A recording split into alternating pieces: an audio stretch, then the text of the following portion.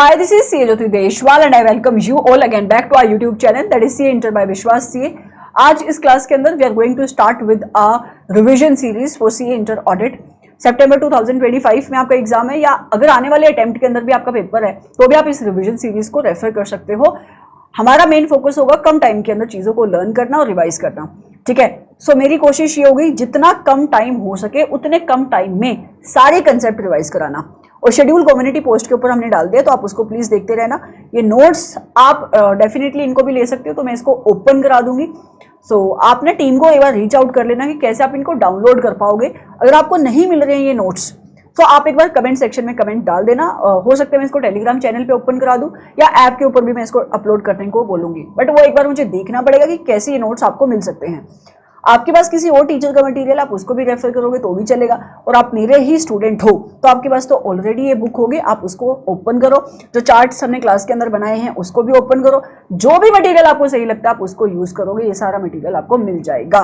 मैं फिर से कहना चाहूंगी कंसेप्चुअल क्लैरिटी देना इन क्लासेस का ऑब्जेक्टिव नहीं है, ठीक है। अगर आपको कंसेप्ट समझने हैं थोड़ा बहुत आप चाणक्य नीति को रेफर कर सकते हो, नहीं तो फास्ट ट्रैक बैच है ऑडिट का जो लॉन्च हुआ है आप उसको यूज कर सकते हो, नहीं तो हमारा रेगुलर बैच है आप उसको यूज कर सकते हो। इनका मेन पर्पस ये चीजें रिवाइज कराना, ठीक है। Thank you so much. We are going to start with the revision of essay number 200 that talks about overall objective of an auditor and conduct of an audit in accordance with standards on auditing। छोटा सा standard है, ठीक है। 4-5 ही ऐसे area हैं जहां से exam में क्वेश्चन बनेगा और एक ही क्वेश्चन है जो आपको इस स्टैंडर्ड में देखने को मिलेगा। बहुत कम टाइम के अंदर कोशिश करेंगे इस स्टैंडर्ड को रिवाइज करने की। सबसे पहले आता है ऑडिटर का ऑब्जेक्टिव जो इस स्टैंडर्ड ने सेट किया। सो ऐसे नंबर 200 कहता है कि ऑडिटर मैं तेरे ओवरऑल ऑब्जेक्टिव को सेट करता हूं। ओवरऑल ऑब्जेक्टिव का मतलब है ऑडिट करने का अल्टीमेट ऑब्जेक्टिव। और ऐसे नंबर 200 ने ऑडिटर को बोला कि जब तू फाइनेंशियल स्टेटमेंट्स की ऑडिट करेगा ओवरऑल ऑब्जेक्टिव ये है कि तुझे एक रीजनेबल एश्योरेंस ऑब्टेन करनी है। रीजनेबल एश्योरेंस का मतलब होता है फाइनेंशियल स्टेटमेंट्स को लेकर ऑडिटर को हाई लेवल की एश्योरेंस ऑब्टेन करनी है that whether those financial statements are free from material misstatement. वो मिस स्टेटमेंट जो फ्रॉड की वजह से हो सकती है, एरर की वजह से हो सकती है, क्यों? ताकि अल्टीमेटली ऑडिटर ओपिनियन दे पाए कि क्या फाइनेंशियल स्टेटमेंट्स मैनेजमेंट ने जो बनाई वो as per applicable financial reporting framework बनाई।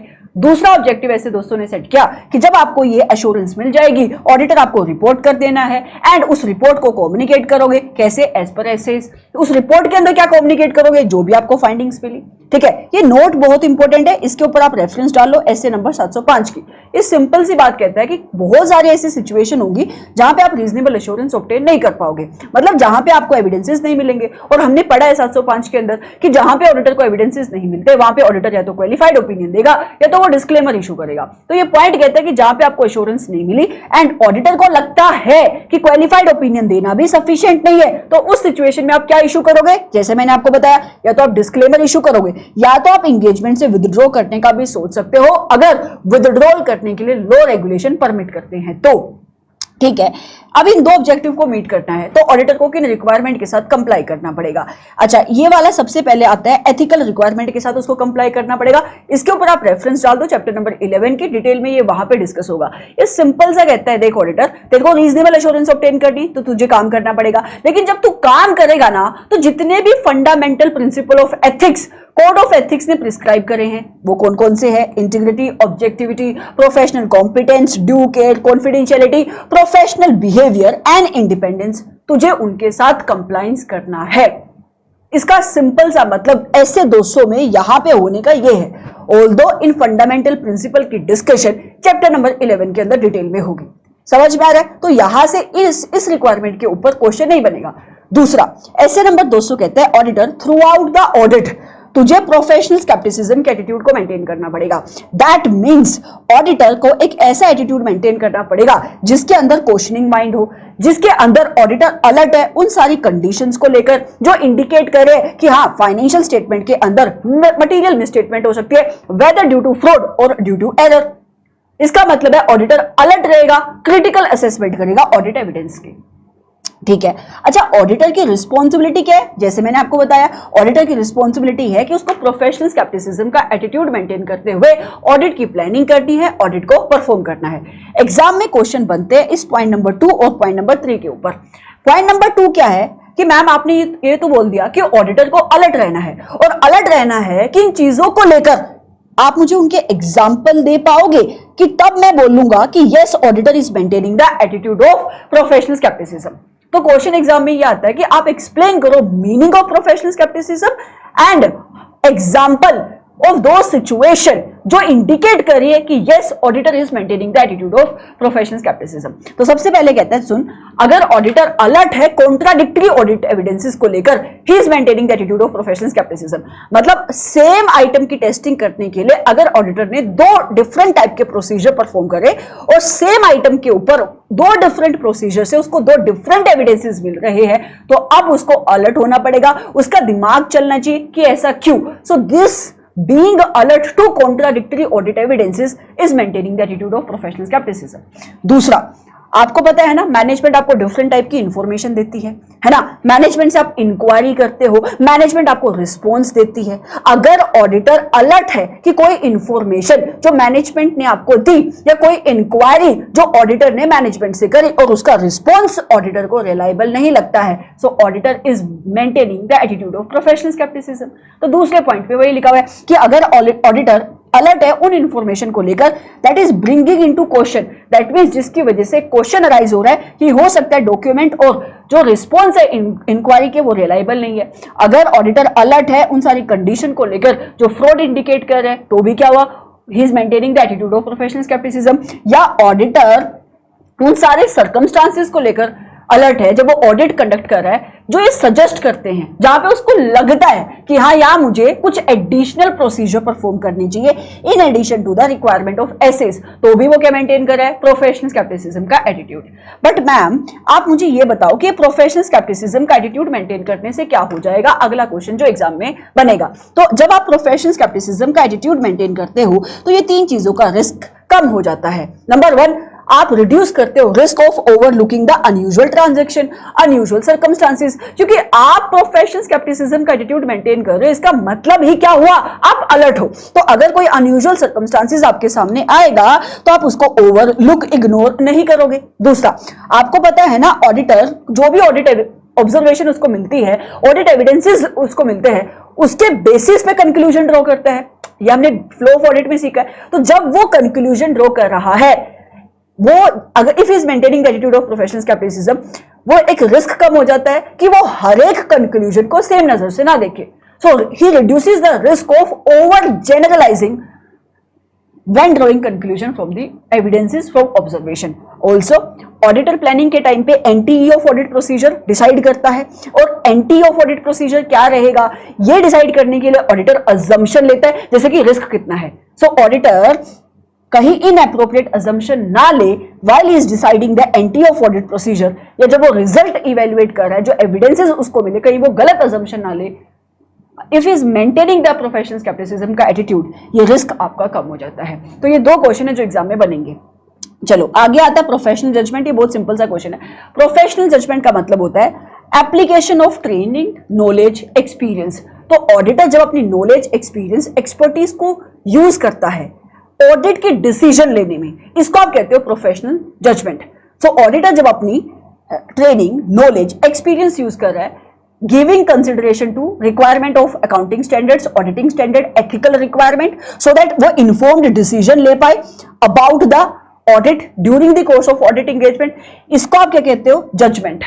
सो आपको पता है ना auditor through out the audit क्या लेता है, प्रोफेशनल जजमेंट। तो जब वो ऑडिट प्लान करता है, ऑडिट प्लान कर रहा है, ऑडिट को परफॉर्म कर रहा है, थ्रू आउट द ऑडिट उसको प्रोफेशनल जजमेंट एक्सरसाइज करनी पड़ती है। अच्छा, एग्जाम में क्वेश्चन ये बनेगा कि कौन कौन से एरियाज है ऑडिट के जिन एरियाज ऑफ ऑडिट में ऑडिटर जजमेंट को यूज करता है। एग्जाम्पल, एंड मैंने इसको याद करने का तरीका आपको क्या बताया हुआ है, आप ना फ्लो ऑफ ऑडिट को याद करो। जैसे कि सबसे पहले आप ऑडिट की प्लानिंग करते हो, प्लानिंग के टाइम पे रिस्क के असेसमेंट करते हो, तो जब ऑडिटर ऑडिट रिस्क के असेसमेंट कर रहा है, मटीरियलिटी को सेट कर रहा है, जजमेंट को यूज करते हैं, अपने जजमेंट के बेसिस पे मटीरियलिटी सेट कर रहा है। आपको एक बार रिस्क पता लग जाता है, उसके बेसिस पे ऑडिटर अपना एनटीई ऑफ ऑडिट प्रोसीजर डिसाइड करता है ताकि वो एविडेंसेस कलेक्ट कर पाए, तो भी एंटी ऑफ प्रोसीजर क्या रहेगा, जजमेंट को यूज कर रहा है। आपको जब एविडेंसेस मिल गए, आपको ये इवेल्युएट करना पड़ता है कि क्या sufficient and appropriate audit evidences मिले, या ऑडिटर को और प्रोसीजर परफॉर्म करने की जरूरत है ताकि स्टैंडर्ड का ऑब्जेक्टिव मीट हो पाए, ताकि ओवरऑल ऑब्जेक्टिव मीट हो पाए। तो ऑडिटर जब ये डिसीजन ले रहा है कि क्या जो एविडेंसेस मुझे मिले वो sufficient and appropriate audit evidences है, तो भी उसने जजमेंट को यूज किया। अच्छा, एविडेंसेस मिलने के बाद आप क्या करोगे, मैं उन एविडेंसेस से कंक्लूजन ड्रॉ करूंगा। तो जब ऑडिटर कंक्लूजन ड्रॉ करता है तो भी वो क्या यूज करता है, जजमेंट यूज करता है। और मैनेजमेंट ने अपनी फाइनेंशियल स्टेटमेंट्स को बनाने के लिए जो जजमेंट लिया, उन जजमेंट की इवैल्यूएशन करने के लिए भी ऑडिटर क्या यूज करता है, अपनी जजमेंट को यूज करता है। तो मैं ये कह सकती हूं ना कि through out the audit planning से लेकर जिस टाइम तक आप कंक्लूजन ड्रॉ कर रहे हो, you are using the professional judgement. Yes, ये क्वेश्चन भी आपको एग्जाम में लिखने को आता है।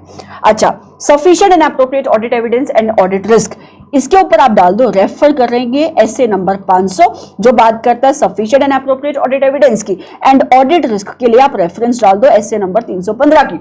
ये यहाँ पे क्यों है ये मैं समझा देती हूँ एक लाइन के अंदर। देखो, अभी आपने बोला कि ऑडिटर का ओवरऑल ऑब्जेक्टिव क्या है, उसको रीजनेबल एश्योरेंस ऑब्टेन करनी है। रीजनेबल एश्योरेंस ऑब्टेन करने के लिए आपको sufficient and appropriate audit evidences collect करने पड़ेंगे, ठीक है। And sufficient and appropriate audit evidence मतलब ऐसे ऑडिट एविडेंस, इतने ऑडिट एविडेंस कि ultimately audit risk acceptable level पे आ जाए, लो लेवल पे आ जाए। Ma'am, audit risk low level पे क्यों ला रहे हो, जीरो पे क्यों नहीं लेकर आ रहे? क्योंकि ऑडिट रिस्क कभी भी जीरो नहीं हो सकता, ऑडिट की इनहेरेंट लिमिटेशंस है जो आगे जाके हम पढ़ेंगे, ठीक है। एक क्वेश्चन एग्जाम में बनेगा इस टॉपिक के ऊपर, ठीक है। अभी हम ये बात कहते हैं कि ऑडिटर को ना ऑडिट कंडक्ट करनी है स्टैंडर्ड्स के अकॉर्डिंग। ये बात कही किसने है भाई, ये बात बोली है एसे नंबर 200 ने।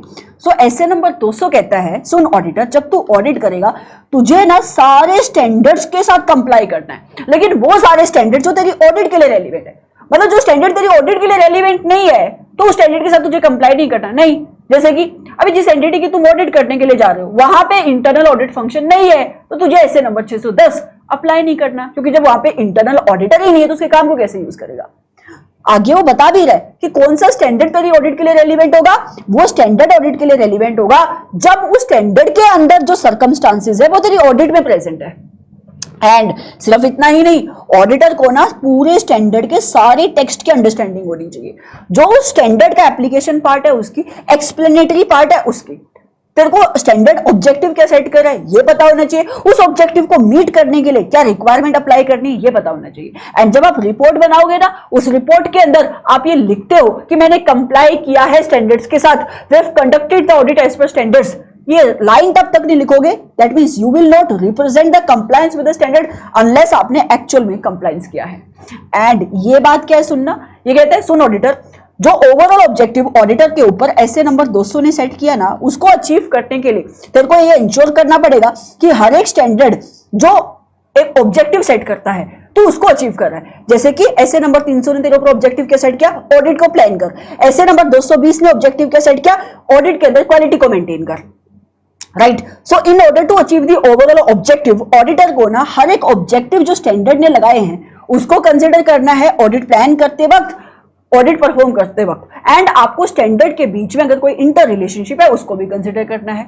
दूसरा, आप ये डिटरमाइन करोगे कि क्या कोई और ऑडिट प्रोसीजर तो नहीं जो मुझे परफॉर्म करना चाहिए स्टैंडर्ड के रिक्वायरमेंट को मीट करने के लिए, ऑब्जेक्टिव को मीट करने के लिए। इसी को तो हम ऊपर पढ़ के आए, मेंटेनिंग द प्रोफेशनल स्केप्टिसिज्म का एटीट्यूड। ओवरऑल ऑब्जेक्टिव मीट करने के लिए ऑडिटर इवेल्युएट करेगा कि क्या उसको sufficient and appropriate audit evidences मिले।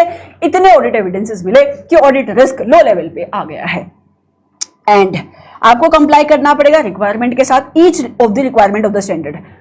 जैसे कि ऐसे 200 में ऑब्जेक्टिव, फिर हम रिक्वायरमेंट पढ़ रहे हैं तो इस स्टैंडर्ड ने जो भी रिक्वायरमेंट लगाई सारी रिक्वायरमेंट के साथ आप कंप्लाई करोगे। अच्छा, इसकी एक्सेप्शन क्या है, अगर स्टैंडर्ड ही आपके लिए रेलिवेंट नहीं है तो स्टैंडर्ड रेलिवेंट नहीं है तो फिर वो स्टैंडर्ड ही एप्लीकेबल नहीं होगा, या फिर उस स्टैंडर्ड की कोई रिक्वायरमेंट कंडीशनल है और वो कंडीशन आपके ऑडिट के अंदर प्रेजेंट नहीं है। जैसे कि ऐसे नंबर 610 के अंदर दो सिचुएशन है। दूसरी सिचुएशन क्या है, using the internal auditor to provide the direct assistance. तो जहां पे आप इंटरनल ऑडिटर का काम यूज कर रहे हो बट उनकी डायरेक्ट असिस्टेंस आप नहीं लेना चाहते तो डायरेक्ट असिस्टेंस वाली रिक्वायरमेंट आपके ऊपर एप्लीकेबल नहीं होगी। अच्छा, आप मुझे बताओ, क्या ऐसा हो सकता है कि कोई ऐसे सर्कमस्टांसेस हो सकते हैं अनयूजुअल जहां पे स्टैंडर्ड के अंदर जो प्रोसीजर लिखा हुआ है ऑडिटर उनसे डिपार्चर कर रहा है, नॉन कंप्लायंस नहीं, डिपार्चर का मतलब है कि जो प्रोसीजर उस स्टैंडर्ड के अंदर लिखा हुआ है आप वो प्रोसीजर परफॉर्म नहीं कर रहे, बट उस स्टैंडर्ड के ऑब्जेक्टिव को मीट करने के लिए आप कोई और प्रोसीजर परफॉर्म कर रहे हो, जिसको आप कहते हैं ऑल्टरनेटिव ऑडिट प्रोसीजर। क्या ये अलाउड है? ये अलाउड है, बट इसको आपने अपने रिपोर्ट में डाल देते हो फिर। सो कहते हैं कुछ सर्कमस्टांसेस ऐसे हो सकते हैं जहां पे ऑडिटर डिपार्ट करता है from the requirement of standards exceptional circumstances के अंदर, मतलब जहां पे auditor alternative audit procedure perform कर रहा है उस स्टैंडर्ड की रिक्वायरमेंट को मीट करने के लिए। अच्छा, अगर ऑब्जेक्टिव जो स्टैंडर्ड के अंदर लिखा ऑडिटर उसको मीट नहीं कर पाया, हर एक स्टैंडर्ड का एक ऑब्जेक्टिव आप उसको मीट नहीं कर पाए, तो ऑडिटर को चेक करना पड़ेगा कि क्या इसकी वजह से जो ओवरऑल ऑब्जेक्टिव था, ऐसे दोस्तों ने जो आपके ऊपर सेट किया, क्या आपको रीजनेबल एश्योरेंस ऑब्टेन करनी है, तो क्या आप उस ऑब्जेक्टिव को मीट कर पाए? आप कहते हो नहीं, मैं उस ऑब्जेक्टिव को मीट नहीं कर पाया। तो अगर ओवरऑल ऑब्जेक्टिव भी मीट नहीं हुआ, इसका मतलब आपको एविडेंस नहीं मिले, इसका मतलब ऑडिटर को अपनी रिपोर्ट को मॉडिफाई करना पड़ेगा, जब वो विथड्रॉ भी करने का सोच सकता है एंगेजमेंट से। एंड अगर आप ऑब्जेक्टिव को मीट नहीं कर पाते हो बेटा, तो आप डॉक्यूमेंटेशन मेंटेन करते हो, डॉक्यूमेंटेशन के अंदर आपको उसको लिखना पड़ता है।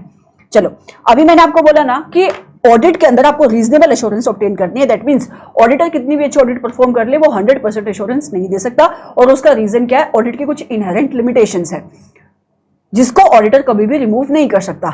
जैसे कि सबसे पहले नेचर ऑफ फाइनेंशियल रिपोर्टिंग, ये मैनेजमेंट से जुड़ी हुई लिमिटेशन है कि मैनेजमेंट जिस तरीके की फाइनेंशियल स्टेटमेंट्स बनाती है, उन फाइनेंशियल स्टेटमेंट्स को बनाने के लिए फाइनेंशियल रिपोर्टिंग फ्रेमवर्क के साथ कंप्लायंस करने के लिए मैनेजमेंट जजमेंट लेती है। जैसे कि प्रोविजन बना रहे हो डाउटफुल डेट्स को लेकर, मैनेजमेंट की जजमेंट के बेसिस पे प्रोविजन बन रही है, एंड क्योंकि मैनेजमेंट ने प्रोविजन बनाई जजमेंट के बेसिस पे, फाइनेंशियल स्टेटमेंट के अंदर मैनेजमेंट ने सब्जेक्टिव डिसीजन लिए है, सब्जेक्टिव असेसमेंट करी है, तो क्या एक अनसर्टेनिटी हमेशा रहेगी ही रहेगी? यस। तो ऑडिटर भी जब उन जजमेंट को चेक करेगा, कभी भी सर्टेनिटी से नहीं बता पाएगा कि वो जजमेंट ठीक है या नहीं, वो सिर्फ इतना बता पाएगा रीजनेबल है या नहीं। तो ये लिमिटेशन बन जाती है। दूसरा, जिस तरीके के ऑडिट प्रोसीजर ऑडिटर परफॉर्म करता है, जैसे कि आप अपना काम करने के लिए मैनेजमेंट से इंक्वायरी करते हो, आप अपना काम करने के लिए अदर्स मतलब इंप्लॉय से इंक्वायरी कर रहे हो, तो ऐसी पॉसिबिलिटी है ना कि जिन लोगों से आप इंक्वायरी कर रहे हो वो इंटेंशनली अनइंटेंशनली आपको कंप्लीट इंफॉर्मेशन ना दे जो फाइनेंशियल स्टेटमेंट्स की ऑडिट के लिए रेलिवेंट है। एंड सिर्फ इतना ही नहीं, ये लोग फ्रॉड भी कर देते हैं, इंटेंशनली गलतियां करते हैं, और इस फ्रॉड को छुपाने के लिए ये टेक्निक्स को यूज करते हैं। ऑडिटर उसको ढूंढ नहीं पाएगा क्योंकि ऑडिट कोई ऑफिशियल इन्वेस्टिगेशन तो नहीं है। अच्छा, तीसरी लिमिटेशन क्या है? Timeliness of financial reporting. User है फाइनेंशियल स्टेटमेंट्स के, जो एक्सपेक्ट करते हैं कि ऑडिटर एक रीजनेबल टाइम के अंदर और एक रीजनेबल कॉस्ट पे आपको ओपिनियन देगा। ठीक है, सो कई बार ऑडिटर ना कुछ प्रोसीजर को ओमिट कर देता है, या वो सैंपलिंग कर रहा है, उसका रीजन क्या है? टाइम के अंदर ऑडिट खत्म कर दे, so that also becomes a limitation. अच्छा, ये पॉइंट ना बहुत डिटेल में क्लास के अंदर डिस्कस होता है कि देखो ऑडिटर ये कह रहा है कि यार मुझे प्रोसीजर परफॉर्म तो करना है, जैसे कि 501 कहता है आपको आप अटेंड कर लो इन्वेंटरी काउंट, बट मैं इस प्रोसीजर को इसलिए परफॉर्म नहीं करूंगा क्योंकि स्टोर बहुत दूर लोकेटेड है। तो ये अपने आप में एक रीजनेबल जस्टिफिकेशन नहीं होगा, ये इस पॉइंट में लिखा हुआ है। इसको आप डिटेल में पढ़ना, अगर आपको समझना है, आपने क्लास के अंदर इसको नहीं समझा है और आप मेरा बच्चा नहीं हो, तो आप जाकर इसको चाहने की रीति में समझ सकते हो, मैंने एग्जांपल देके वहां पे समझाया है। राइट। अच्छा, अदर मैटर्स क्या? मतलब ये भी कुछ मैटर्स हैं जिसकी वजह से इनहेरेंट लिमिटेशंस आती है ऑडिट के ऊपर। ये 4 पॉइंट भी आपको लर्न करने हैं। अदर मैटर्स जैसे कि फ्रॉड, तो फ्रॉड को ढूंढना बहुत मुश्किल है, गलतियां ढूंढना आसान है, क्योंकि गलती अगर किसी से हुई है तो उसको छुपाएगा नहीं। फ्रॉड, और वो भी एक ऐसा फ्रॉड जिसके अंदर सीनियर मैनेजमेंट इन्वॉल्व है, इट वेरी डिफिकल्ट, क्योंकि सीनियर मैनेजमेंट के पास पावर होती है उसको कंसील करने की। दूसरा, रिलेटेड पार्टी रिलेशनशिप एग्जिस्ट करते हैं, कंप्लीटनेस को इंश्योर करना बहुत मुश्किल है। क्यों? क्योंकि अगर कोई रिलेटेड पार्टी है और मैनेजमेंट ने आपको नहीं बताया, तो हो सकता है ऑडिटर उसको कभी ढूंढ ना पाए। तीसरा, occurrence of non compliance with law and regulation. सी क्या होता है कि बहुत सारे डिफरेंट लॉ रेगुलेशन एंटिटी के ऊपर एप्लीकेबल होते हैं, बट हर एक लॉ रेगुलेशन से फाइनेंशियल स्टेटमेंट अफेक्ट नहीं होती। तो ऑडिटर हर एक लॉ रेगुलेशन को लेकर कंसर्न नहीं है, तो मतलब ऐसे लॉ रेगुलेशन जिसे फाइनेंशियल स्टेटमेंट डायरेक्टली हिट नहीं हो रही है, जैसे कि एनवायरमेंटल लॉ, बट अगर आपने नॉन कंप्लायंस किया तो पेनल्टी आ सकती है। तो ऑडिटर को ना जो अदर लॉ रेगुलेशंस है जिनसे फाइनेंशियल अफेक्ट नहीं होते हैं, उसको लेकर sufficient and appropriate audit evidences collect नहीं करने पड़ते। आप फाइनल में जाके एक ऐसे नंबर 250 पढ़ोगे जिसकी वजह से लिमिटेशन आ जाती है। एंड जो भी आप बात कह रहे हो, जो भी आप ऑडिट की डिस्कशन कर रहे हो, वो आज के करंट सिनेरियो में कह रहे हो, तो फ्यूचर इवेंट कंडीशन तो ऐसे हो सकते हैं ना जिसकी वजह से एंटिटी का गोइंग कंसर्न अफेक्ट हो सकता है। जैसे कि कल आग लग सकती है, आपको आज नहीं पता, so these are other factors also जिसकी वजह से एक इनहेरेंट लिमिटेशन अराइज हो जाती है कि auditor material miss statement detect नहीं कर पा रहा है। एंड क्योंकि ये सारे रीजंस की वजह से आप कभी भी ये इंश्योर नहीं कर पाओगे, ये गारंटी नहीं दे पाओगे कि यस क्या फाइनेंशियल स्टेटमेंट के अंदर कोई गलती है या नहीं। ऑडिटर हमेशा रीजनेबल एश्योरेंस ही देता है, तो मतलब वो कभी गारंटी नहीं दे पाता, कभी भी वो गारंटी से ये नहीं बोल पाएगा कि यस मैं कंफर्म कर रहा हूं कि जो फाइनेंशियल स्टेटमेंट की चेकिंग मैंने करी उसके अंदर कोई गलती नहीं है। सो कुल मिला के कितने क्वेश्चन आए, एक आपको ऑब्जेक्टिव क्या है ये लर्न करना है, दूसरा प्रोफेशनल स्केप्टिसिज्म के 2 क्वेश्चन, प्रोफेशनल जजमेंट का 1 क्वेश्चन, इनहेरेंट लिमिटेशन का 1 क्वेश्चन, एंड आपको ऑडिट कंडक्ट करनी है स्टैंडर्ड्स ऑन ऑडिटिंग के अकॉर्डिंग, ये क्वेश्चन एक आपका बनेगा। ठीक है, so thank you so much for watching this revision. कोशिश करो कि आप इस रिवीजन को जितनी बार देख सको उतनी बार देखो, क्योंकि आप जितनी बार इसको देखोगे ना, दूसरी बार आप देखने के लिए आओगे तो आपका कंसेप्ट और क्लियर होगा और कम टाइम लगेगा। हमारा मेन पर्पस ये है कि अगर ये क्लास बनी, आई थिंक अराउंड 19 मिनट हमने इसको डिस्कस किया है, 19 मिनट के आसपास। ठीक है, तो मैं 15 मिनट इफेक्टिवली मान के चलती हूँ। सो आप नेक्स्ट टाइम इसको 10 मिनट में रिवाइज करो, फिर आप अगली बार इसको 5 मिनट में रिवाइज करो, तब जाकर आप 1 डे बिफोर में इसको 5 या 10 मिनट में स्टैंडर्ड को रिवाइज कर पाओगे। Thank you so much. आप जब भी जिस भी टाइम में आप इस वीडियो को देखो, इसको लाइक करके जाना, कमेंट करके जाना, ताकि इसकी रीच बढ़े और हमारे चैनल की भी रीच बढ़े। Thank you so much.